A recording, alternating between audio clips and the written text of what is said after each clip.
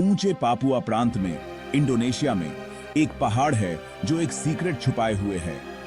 यह कोई आम पहाड़ नहीं है, यह सोने का पहाड़ है। यह है ग्रासबर्ग माइन, जो हमारी धरती के सबसे बड़े गोल्ड माइंस में से एक है। यह इतना बड़ा है कि इसे स्पेस से भी देखा जा सकता है। ग्रासबर्ग खास है। यह सिर्फ सोने के बारे में नहीं है, यह तांबे के बारे में भी है। दरअसल इसमें सोने से ज्यादा तांबा है। यह माइन इंडोनेशिया के लिए बहुत इंपॉर्टेंट है। यह देश को जॉब्स और पैसा लाता है, लेकिन ग्रासबर्ग विवादों से भी घिरा है। कुछ लोग कहते हैं कि यह एनवायरनमेंट के लिए हानिकारक है, दूसरे कहते हैं कि यह लोकल लोगों की मदद करता है। सच्चाई इस माइन की तरह बहुत कॉम्प्लिकेटेड है। चलिए इस अद्भुत जगह के बारे में और जानते हैं। ग्रासबर्ग की कहानी 1936 में शुरू होती है। एक Dutch geologist Jean Jacques Dozy Papua के दूर दराज के पहाड़ों की खोज कर रहा था। वो सोने के निशान ढूंढ रहा था, लेकिन उसे जो मिला वो सोने से भी ज्यादा कीमती था। डोजी को एक विशाल हरा नीला पत्थर मिला। यह एक बड़े तांबे के भंडार का संकेत था। उसने इसका नाम अर्ट्सबर्ग रखा, जिसका मतलब डच में ओर माउंटेन होता है। उसे नीचे छिपे सोने के बारे में कुछ पता नहीं था। 1903 कुंशाबेन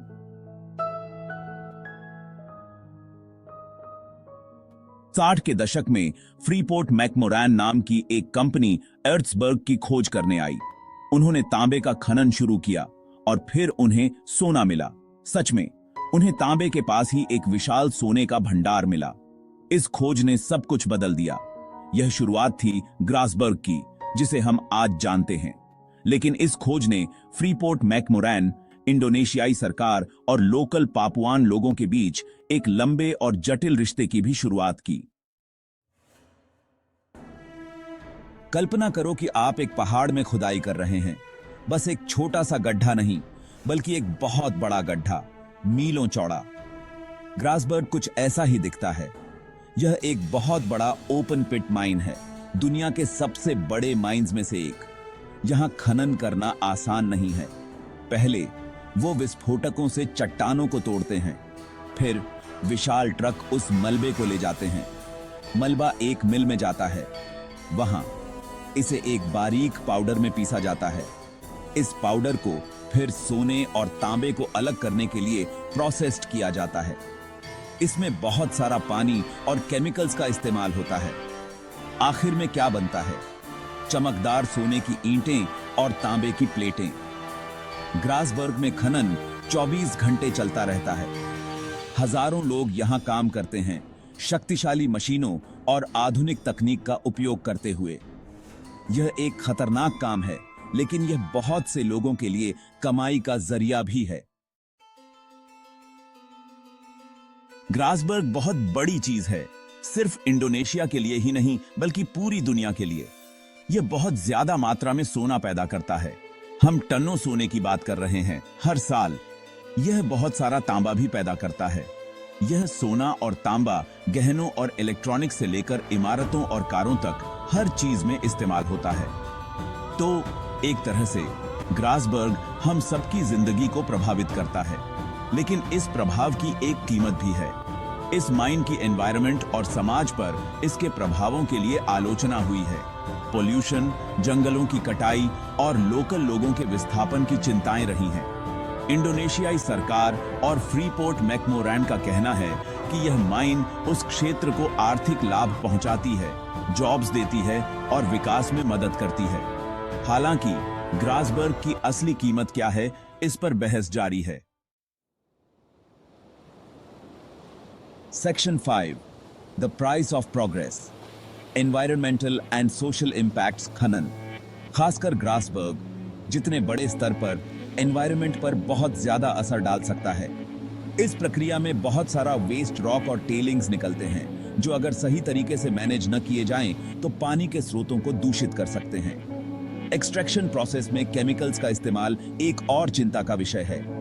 माइन के आसपास पानी और मिट्टी के दूषित होने की खबरें आई हैं, जिससे उन लोकल कम्युनिटीज की जिंदगी प्रभावित हुई है जो इन संसाधनों पर निर्भर हैं। जंगलों की कटाई एक और समस्या है। माइन के संचालन के लिए बहुत सारी जमीन की जरूरत होती है, जिसके कारण जंगल साफ किए जाते हैं और जैव विविधता को नुकसान पहुंचता है।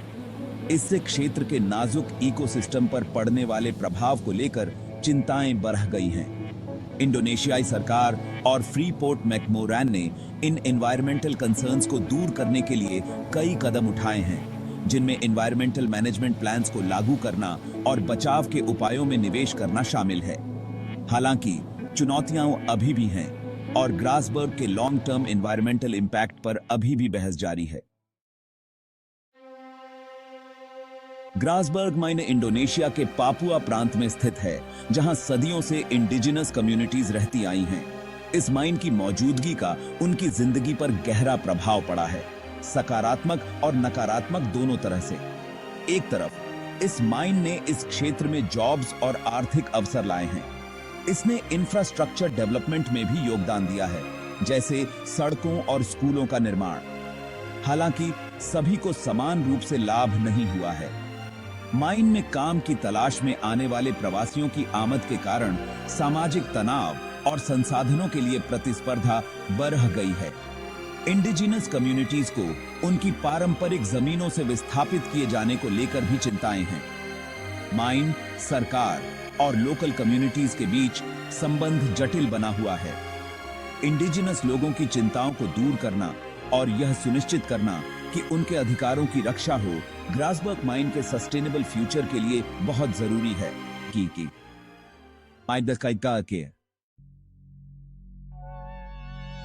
हालांकि ग्रासबर्ग अपने सोने के उत्पादन के लिए मशहूर है, लेकिन यह याद रखना जरूरी है कि तांबा इस माइन का प्राइमरी आउटपुट है।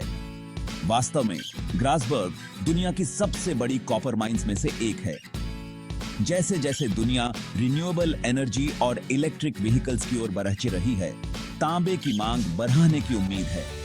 तांबा इलेक्ट्रिकल वायरिंग, बैटरी और दूसरी जरूरी टेक्नोलॉजीज का एक अहम हिस्सा है। इसका मतलब है कि ग्रासबर्ग अपने एनवायरमेंटल और सोशल चैलेंजेस के बावजूद आने वाले वर्षों तक ग्लोबल इकोनॉमी में एक महत्वपूर्ण भूमिका निभाता रहेगा। जैसे जैसे इस महत्वपूर्ण धातु की मांग बढ़ती रहेगी, माइन के फ्यूचर में तांबे के उत्पादन पर और भी ज्यादा ध्यान दिया जाएगा। फ्रीपोर्ट मैकमोरन और इंडोनेशियाई सरकार के लिए चुनौती यह होगी कि वे तांबे के उत्पादन के आर्थिक लाभों को माइन के एनवायरमेंटल और सोशल इंपैक्ट्स को कम करने की जरूरत के साथ बैलेंस करें। ग्रासबर्ग माइन के पैमाने और महत्व को समझने के लिए कुछ आश्चर्यजनक तथ्यों और आंकड़ों पर नजर डालना मददगार होगा।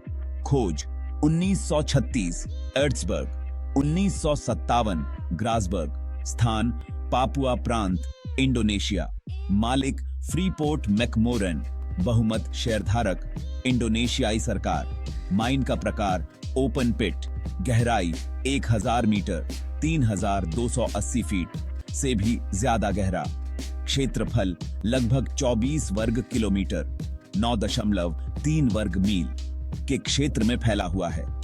सोने का उत्पादन लाखों औंस सालाना, तांबे का उत्पादन लाखों टन सालाना। कर्मचारी हजारों कर्मचारियों को काम पर रखता है, जो इसे इस क्षेत्र का एक प्रमुख नियोक्ता बनाता है। आर्थिक प्रभाव इंडोनेशियाई अर्थव्यवस्था में अरबों डॉलर का योगदान करता है। ये आंकड़े ग्रासबर्ग के विशाल पैमाने और सोने और तांबे के एक वैश्विक स्रोत के रूप में इसके महत्व को उजागर करते हैं।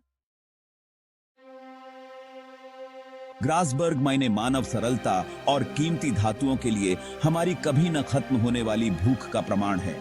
यह अद्भुतता का स्थान है, सबसे बड़ा गोल्ड माइन, सबसे बड़ी कॉपर माइंस में से एक और इंजीनियरिंग का एक शानदार नमूना। लेकिन ग्रासबर्ग विरोधाभासों का भी स्थान है। यह धन और आर्थिक विकास का स्रोत है, फिर भी इसने पर्यावरण को नुकसान पहुंचाया है और सामाजिक अशांति भी लाई है।